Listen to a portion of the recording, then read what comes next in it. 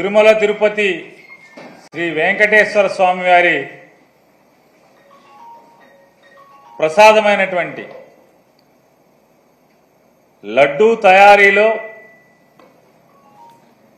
ఉపయోగించేటువంటి ఆవు నెయ్యిలో జంతువుల యొక్క కొవ్వు కలిసిందని, అటువంటి జంతువుల యొక్క కొవ్వు అవశేషాలు ఉన్నటువంటి నేతితో తయారు చేసిన ప్రసాదాలను భక్తులకు పంచేశారని చెప్పని తప్పుడు ప్రచారం ద్వారా రాజకీయ లబ్ధి కోసం సాక్షాత్తు కలియుగ దైవమైనటువంటి శ్రీ వెంకటేశ్వర స్వామి వారి ఆలయ మహత్యాన్ని, తిరుమల తిరుపతి దేవస్థాన పవిత్రతను, తిరుమల తిరుపతి వెంకటేశ్వర స్వామి వారి నైవేద్యమైనటువంటి లడ్డూ ప్రసాదాన్ని కూడా దుర్మార్గంగా రాజకీయాలకి వాడుకుంటూ ఒక పవిత్ర దేవాలయాన్ని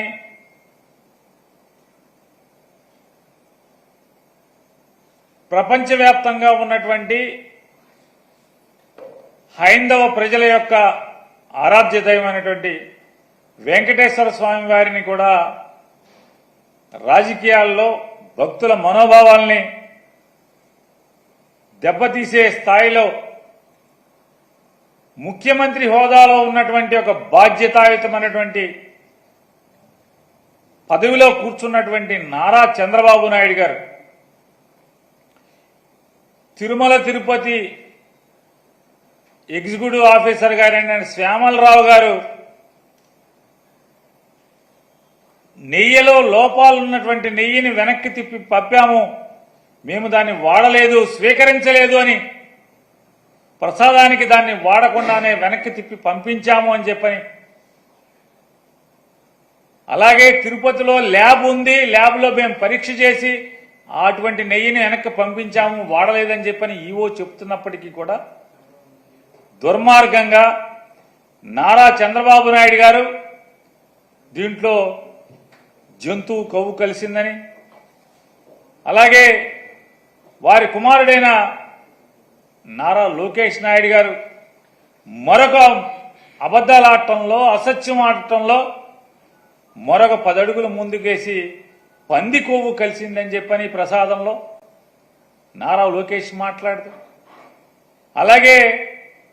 వెనకటికి పెద్దలు చెప్పిన సామెతగా దున్నపోతు ఈనిందేనే ఎవడో చెప్తే దూడను కట్టేయమని చెప్పని ఇంకొకటి దూడను కట్టేయడానికి పరిగెత్తిన చందాన ఈ తండ్రి కొడుకుల యొక్క దుర్మార్గపు మాటలని, దున్నపోతు ఈంతే దూడ కట్టేయడానికి ఎవడో పరిగెత్తినట్టుగా పవన్ కళ్యాణ్ గారు దాన్ని భుజానేసుకుని ఆ మాటను ప్రచారం చేయటం, వీళ్ళందరూ కలిసి ఉమ్మడిగా కూటమిగా చేసినటువంటి ఈ కూటమి పాపాన్ని ప్రక్షాళన చేసేదానికి సెప్టెంబర్ మాసం 28వ తారీఖున, అంటే ఈ నెల 28వ తారీఖున శనివారం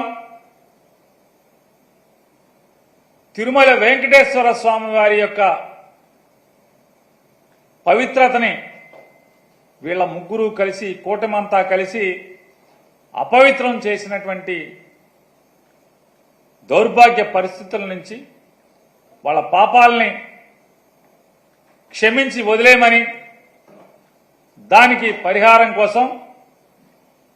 జగన్మోహన్ రెడ్డి గారి యొక్క పిలుపు మేరకు ఈ శనివారం 28వ తారీఖున ప్రతి నియోజకవర్గంలో కూడా వివిధ దేవాలయాల్లో భక్తులు కానీ, ప్రజలు కానీ, అలాగే వైఎస్ఆర్ కాంగ్రెస్ పార్టీ కార్యకర్తలు కానీ ప్రతి ఒక్కరు కూడా ఆ రోజు ఈ కూటమిగా వీళ్ళు ఏర్పడి స్వామివారి పవిత్రతని ఈ రకంగా కిరాతకంగా పాపానికి ఒడిగట్టిన దాన్ని పరిహారం కోసం ప్రత్యేకమైన పూజలు నిర్వహించమని చెప్పని అందరినీ కూడా వైఎస్ఆర్ కాంగ్రెస్ పార్టీ తరఫున కోరుకుంటున్నాం.